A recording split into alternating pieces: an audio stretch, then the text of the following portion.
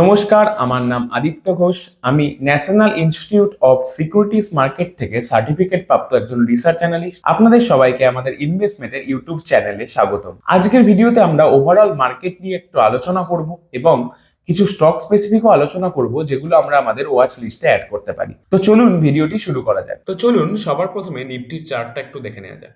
Nifty আগের সপ্তাহে কিছুটা ফল করার পরে তার ২১,৯০০ লেভেলটিকে ৪ দিন ধরে হোল্ড করার চেষ্টা করছিল, যদিও শেষ পর্যন্ত সেটি ব্রেক করে নিচে এসে ২১,৭০০ লেভেল থেকে আবার সাপোর্ট নিয়ে নিফটি কিছুটা আপমুভ দেখিয়েছে এবং লাস্ট ট্রেডিং ডেতে নিফটি তার 50 এমএ কে টাচ করে একটা ভালো আপমুভ দেখায়। এই আপমুভের পেছনে প্রধান যে কারণটা ছিল সেটা হলো US Fed interest rate cut নিয়ে একটা পজিটিভ ভিউ দিয়েছে। আমরা যদি নিউজটা দেখি, এখানে বলছে Fed still sees 3 rate cuts in 2024, অর্থাৎ ইউএস ফেড ২০২৪ বছরেই এখনো ৩ বার ইন্টারেস্ট রেট কমানোর কথা ভাবছে। তো প্রধানত এই নিউজটার কারণেই আমরা গ্লোবাল মার্কেট এবং আমাদের ভারতীয় মার্কেটে একটা পজিটিভ সেন্টিমেন্ট লক্ষ্য করতে পারি। এবার অনেকের মনে হতেই পারে যে ইন্টারেস্ট রেট কমানোর সাথে স্টক মার্কেট বৃদ্ধি পাওয়ার কি সম্পর্ক। দেখুন, যখন ইন্টারেস্ট রেট কমে যায় তখন স্পেন্ডিং, অর্থাৎ অ্যাজ এ কনজিউমার আপনি স্পেন্ডিং করতে শুরু করেন, কারণ আপনি কম ইন্টারেস্ট রেটে লোন পেয়ে যান এবং বড় বড়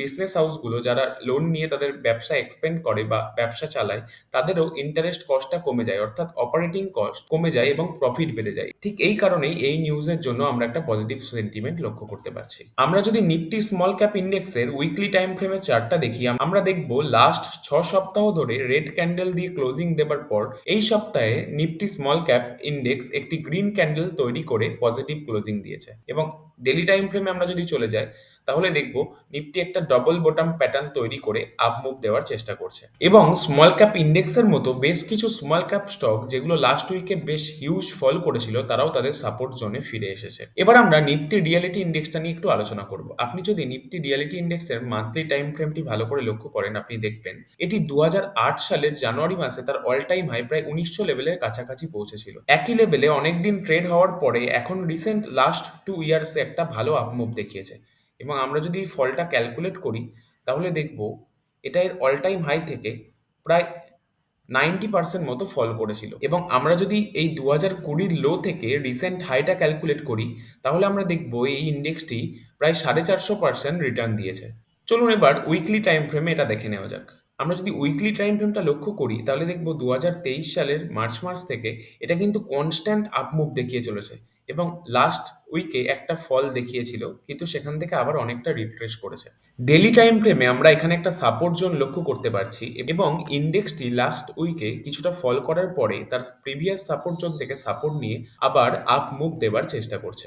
ভ্যালুয়েশনের দিক থেকে এবার যদি আমরা নিফটি রিয়েলিটির ইপিএস চেক করি তাহলে আমরা দেখব লাস্ট 5 ইয়ারের মধ্যে 2021 সালের পর থেকে এই ইন্ডেক্সের ইপিএসে কিন্তু একটা কনস্ট্যান্ট গ্রোথ দেখা যাচ্ছে এবং এটি এখন তার হাইয়েস্ট এভার ইপিএসে রয়েছে।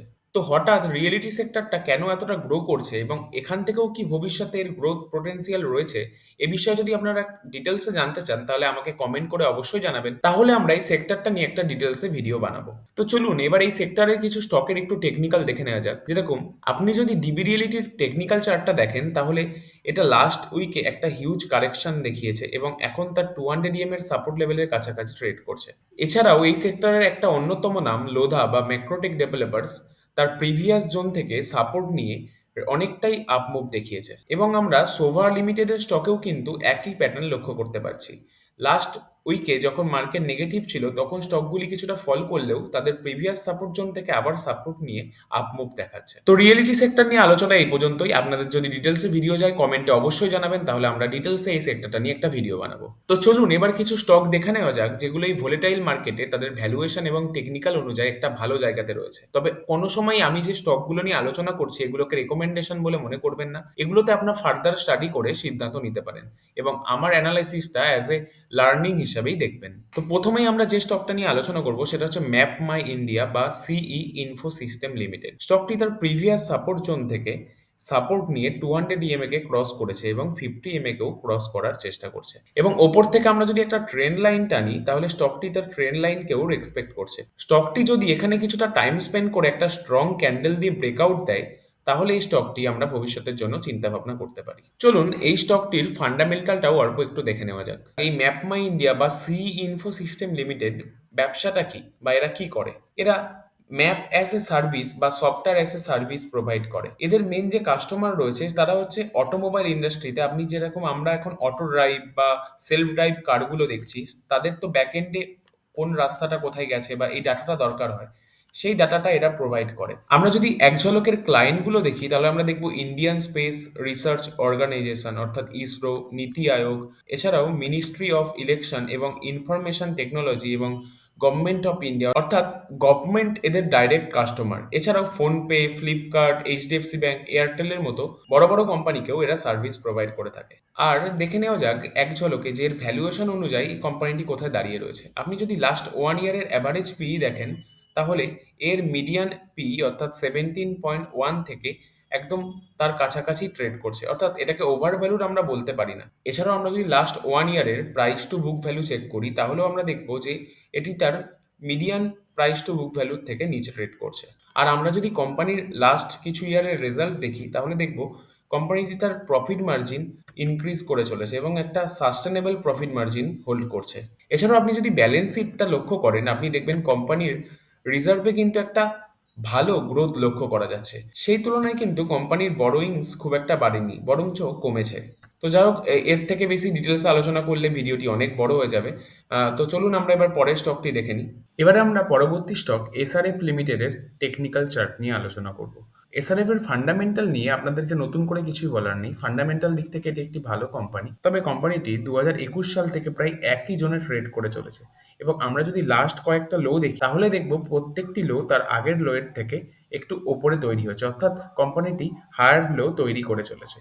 এবং আমরা যদি ওপর থেকে একটা ট্রেন্ড লাইন টানি তাহলে দেখবো স্টকটি লাস্ট উইকের ক্যান্ডেলটাতে একটা ভলিউমের সাথে ব্রেকআউটও দিয়েছে। এবার আমাদের দেখতে হবে যে এই ব্রেকআউটটা কি এর ওপরে সাস্টেন্ড হয়।